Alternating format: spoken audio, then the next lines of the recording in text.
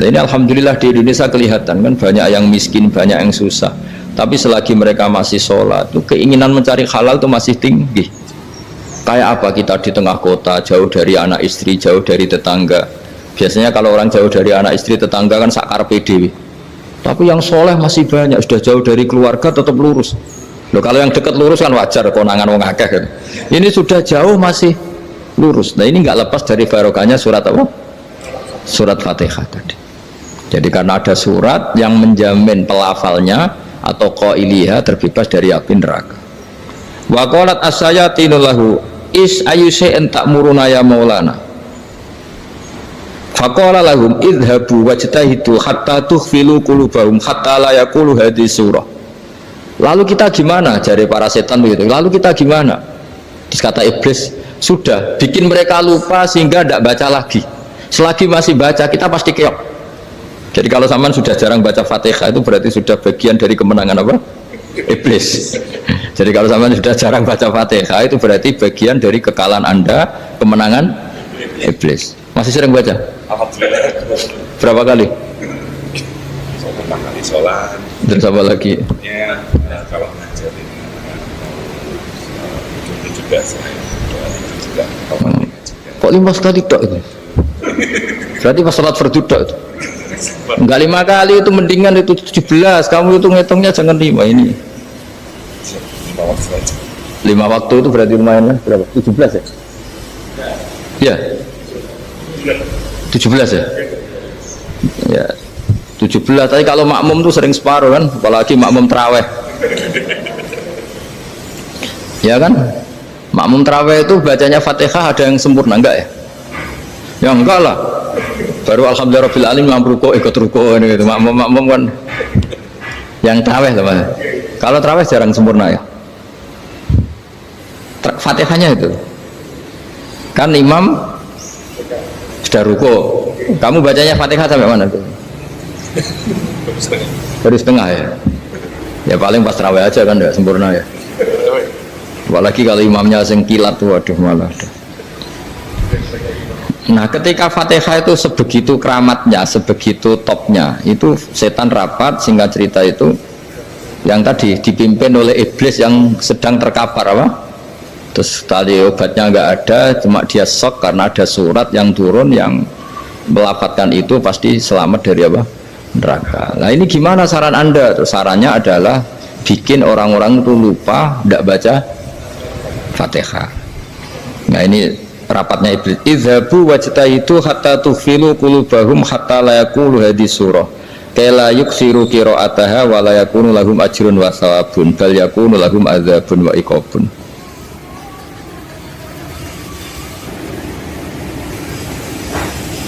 Jadi saya mohon selama ini Anda sudah baca, tapi mungkin hanya rutin saja. Napa rutin saja? Jadi barokahnya ngaji ini kamu punya kekuatan atau punya semangat membaca karena ini surat yang luar biasa. Ibarat gini, kalau sampean tanya, saya juga sering mikir, masa Gus hanya surat kok punya kekuatan seperti itu?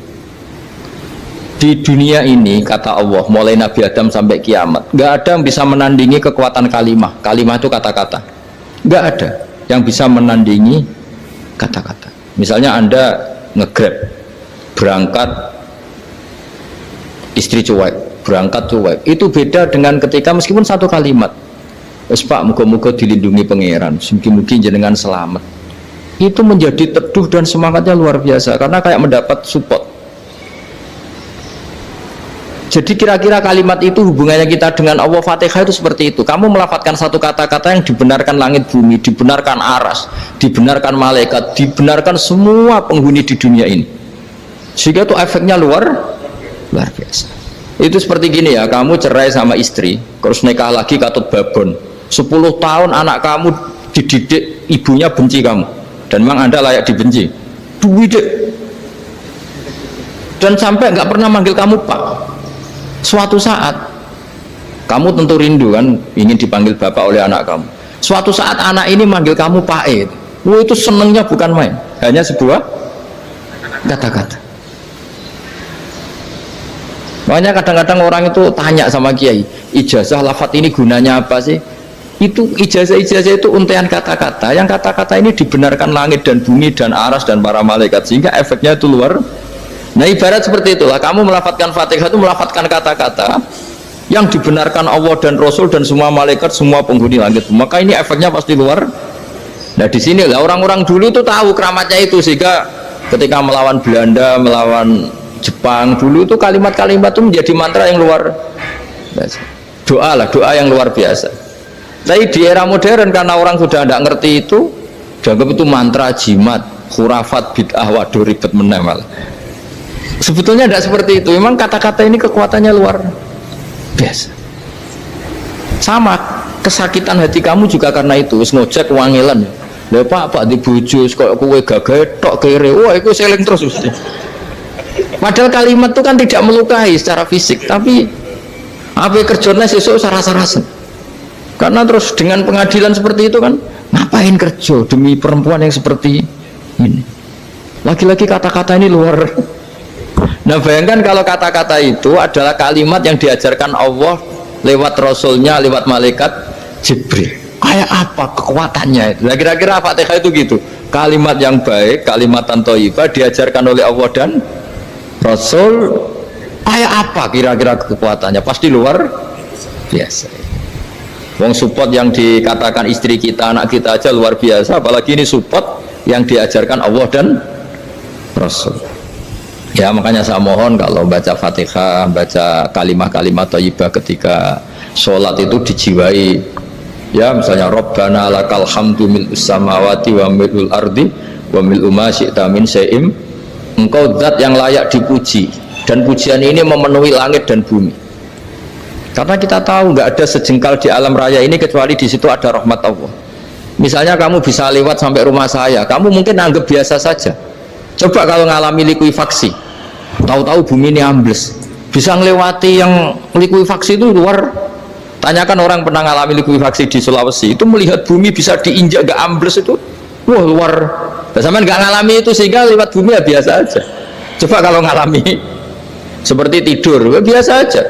Coba kalau ada gempa, bahwa bumi tenang ini sudah nikmat yang luar biasa. Masa kamu ngakui nikmat nunggu digituin? Ya kan? Nah, makanya baca Fatihah dijiwai lah, bahwa ini kalimat yang luar biasa. Nah, saya teruskan ya.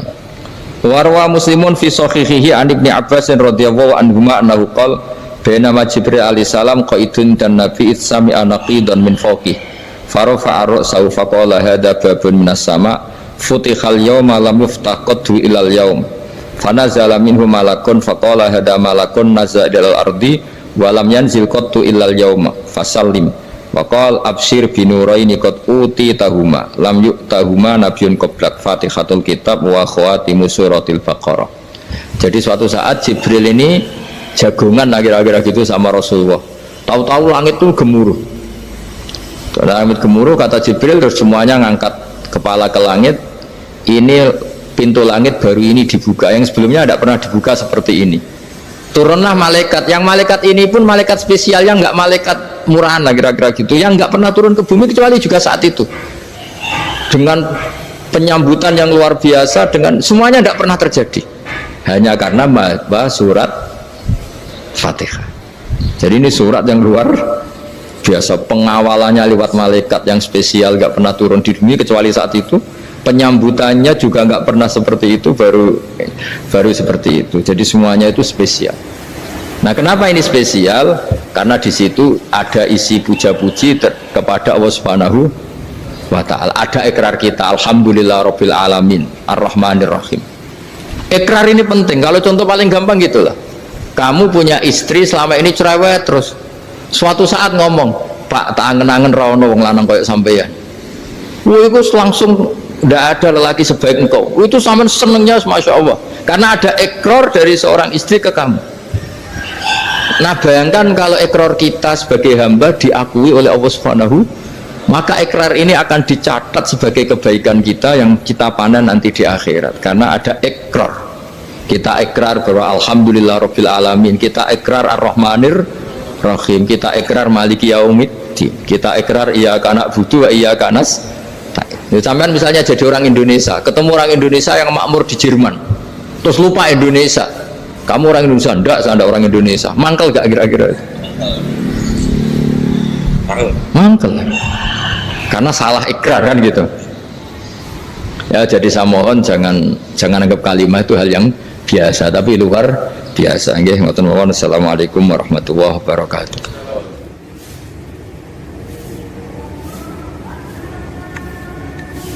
Saya berkali-kali kampanye di mana-mana lah, kampanye dan menganjurkan. Di antara catatan dalam Suhufi Ibrahim wa Musa kan ada kan di Quran itu yang dinamakan lampiran-lampiran wasiatnya Nabi Ibrahim dan Nabi apa? Musa. Itu di antara catatannya begini. Orang yang punya akal itu adalah orang yang bisa menikmati sesuatu yang baik. Misalnya gini, contoh gampang gini. Kamu punya anak pertama atau punya anak yang masih kecil, itu gendong tuh senangnya bukan main, melihat anak sehat tuh senangnya bukan main.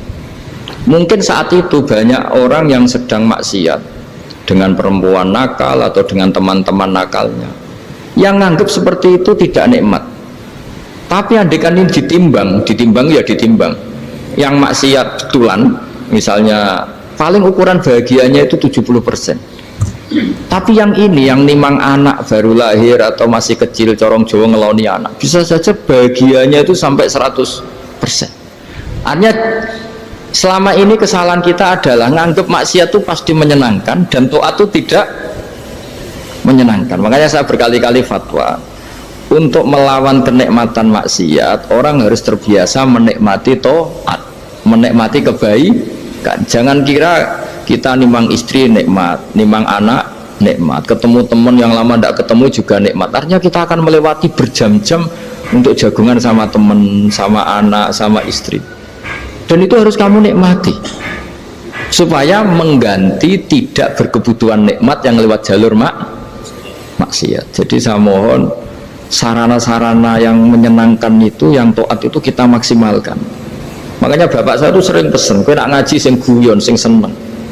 Nanti uang maksiat itu karena cari kesenangan. Coba kalau kesenangan itu sudah didapatkan saat taat, maka tidak butuh lagi kesenangan yang berbentuk maksiat. Makanya orang-orang wali dulu kalau sudah sholat itu gak bisa berhenti karena merasa nikmat.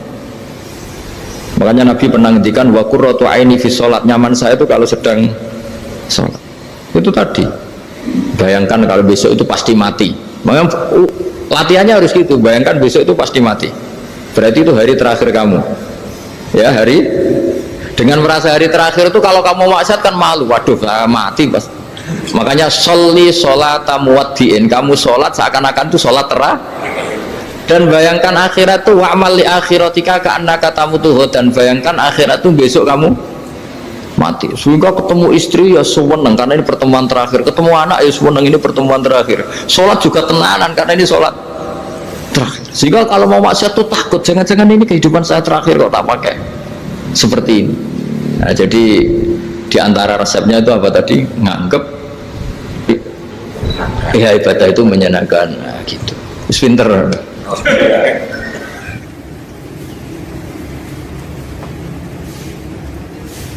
Oke, satu pertanyaan lagi, Gus. Ini ada pertanyaan dari teman-teman mitra driver Grab. Saat mengantarkan barang, tiba-tiba azan waktu sholat, ya, Gus. Lalu kita sebagai driver harus sholat dulu atau menyelesaikan orderan dulu, karena itu juga amanah kan orderannya itu. Mungkin nganter barang atau mungkin nganterin penumpang. Mengingat barang tersebut sudah ditunggu pemiliknya dan penumpang tersebut juga sudah ada janji yang lain, pokoknya gitu. Nyuwun pencerahannya, Gus, gitu. Begini ya, ini kan fikih sosial ya. Saya jawab, ini memang harus pakai fikih, nggak pakai rasa. Saya ulang lagi, pakai fikih, nggak pakai rasa.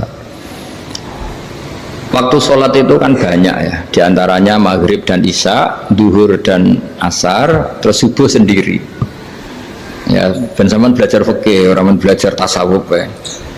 Nah, kalau subuh itu tidak ada toleransinya kalau waktunya sudah tinggal 10 menit karena tidak ada jamak. Ya, tidak ada apa? Jamak.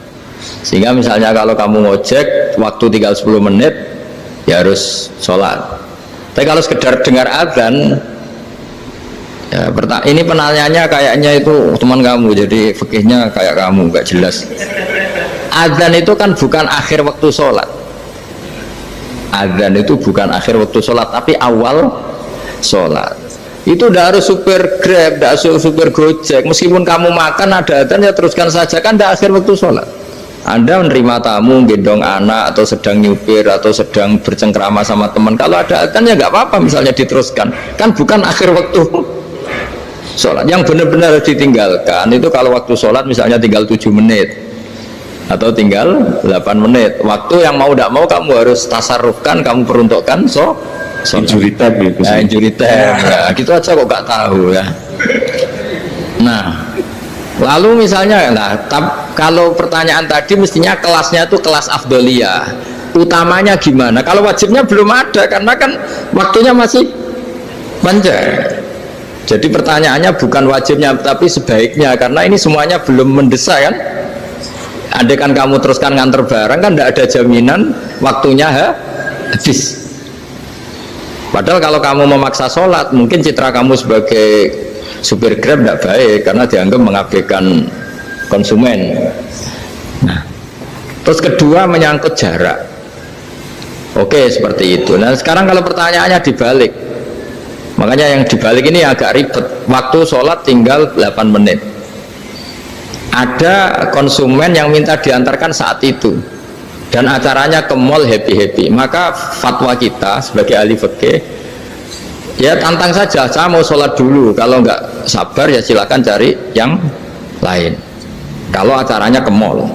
Tapi kalau acaranya kelahiran atau transfusi darah atau mau nganterin darah ke pasien yang sudah koma, maka kita langsung, karena ibadah sosial itu didahulukan mengalahkan ibadah yang haknya Allah, karena Allah itu zat yang tidak butuh ibadah kalian. Tapi kalau pasien ini kalau nggak nang kesampaian darahnya mati misalnya, jadi kamarnya Allah lebih apian lah gitu. Makanya masyhur kalau dalam fikih hak Allah sama hak adami ini dimenangkan hak adami, tapi bukan karena Allah kita kalahkan. Allah tidak butuh itu semua gitu. Jadi dikalahkan tapi bukan karena kalah, justru karena tidak butuh. Ya ibarat gini lah, Allah itu saking baiknya Allah kan pasti di atas orang tua kita. Itu pasti ulang lagi, baiknya Allah pasti di atas orang tua kita. Orang tua kita saja baik, apalagi Allah. Misalnya orang tua kamu butuh uang 5.000, adik kamu butuh uang 5.000, adik kamu yang kecil atau ya, kira-kira orang tua kamu tuh nyuruh dikasihkan beliau ke adik kamu, kira-kira saja ke adik kamu. Nah Allah itu saking baiknya, hal yang terkait Allah misalnya tadi sholat tepat waktu sama ibadah sosial itu disuruh ibadah sosial. Karena ini kalau nggak kesampaian transfusi darahnya atau apalah, atau kamu dokter yang harus mengurus operasi waktunya tinggal 5 menit, kamu harus ngoperasi pasien dulu karena Allah bisa menerima sholat kamu. Nah tak terangkan lagi, ini fikih terus. Lalu sholat yang apa? Kalau sholat itu antara maghrib dan isya dan nanti yang terlambat itu maghrib, kita ngikuti ulama yang mengatakan jika ada darurat maka maghrib dan isya boleh dijamak meskipun tidak atas nama pergi. Kan jarak kamu kan tidak jarak masafatu qasrin. Artinya apa? Misalnya saya dokter harus operasi, waktu saya tinggal 8 menit mau maghrib, ternyata harus ada operasi. Kalau saya nggak nangani mati, saya harus operasi. Dan nanti waktu saya maghrib habis itu tidak harus dikatakan kodok atau yang mengeluarkan maghrib dari waktunya. Bisa saja menurut ulama dianggap boleh dijamak takhir dengan isya karena kondisinya masih waktu jam'in. Begitu juga duhur dengan asar.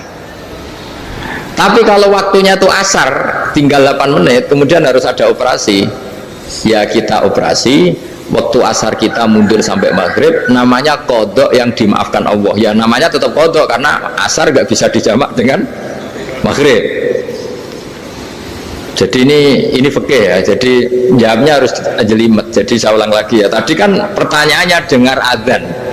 Kalau adzan kan waktunya masih panjang. Apalagi misalnya maghrib kan waktunya kan taruh saja ada waktu seperempat jam. Ternyata andaikan kamu antar hanya butuh waktu 7 menit, kan nggak ngefek sama sekali. Saya nyanda. Nah, nyanda. Okay.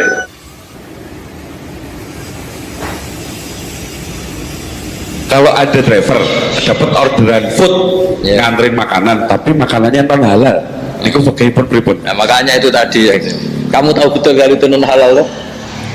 Kalau itu sudah tahu pasti non halal, Nah, iya tadi. daging Tyrannosaurus nonton mungkin. Ya, makanya tadi itu memang PR kita di semua profesi. Saya ulang lagi, itu PR kita di semua apa? Profesi. Jadi ya itu makanya pentingnya istighfar tuh di situ tuh sudah kita sebagai ulama menghalalkan tidak mungkin, mengharamkan kamu juga demo, ini pekerjaan bus gitu. Tapi yang jelas itu tidak bisa dihindari. Ya sama lah seperti orang di bis itu. Kadang-kadang kan didoain, semoga semua penumpang hasil ke tempat masing-masing, dan kalau ada copet berarti kan doain copet juga hasil tujuannya. Jadi di semua profesi itu resikonya. Makanya tadi saya bicara tentang fikih. Kaidah umumnya menolong maksiat ya bagian dari maksiat, menolong taat itu bagian dari taat. Mau tidak mau harus ada hukumnya. Setidaknya barokahnya tahu hukum. Kalau kita salah belum istighfar gitu, sudah salah nggak merasa salah gitu. Jadi barokahnya tahu hukum itu paling tidak kan kita ya istighfar lah. Kan ya tadi seperti paket misalnya, kan ada saja orang paket yang jelas-jelas barangnya itu haram, tapi atas nama profesionalitas kan mungkin tetap dikirimkan, tapi barokahnya ngerti hukum dia istighfar. Nah, tapi karena kalau kita menyarankan sudah ada usah pekerjaan yang lain banyak nanti kan rai-rai potongan tawakal jika ada ngono kan ya repot deh.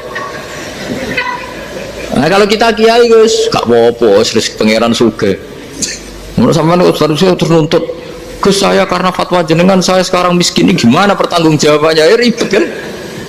Tapi saya ulang lagi, itu seninya ngelola kehidupan semuanya seperti itu. Jadi makanya kita nggak pernah berhenti berdoa Rabbana dzolamna anfusana, karena dalam sisi semua hidup kita itu pasti ada unsur nggak benernya gitu.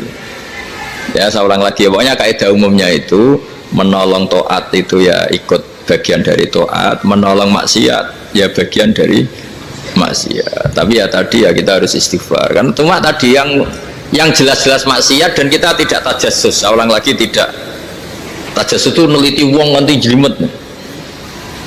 Jadi misalnya ada perempuan mau ngojek ke sini ya diantar saja, jangan tanya detail itu apanya mbak, hubungannya dengan kamu apanya. Wah ya ribet kalau dikepo.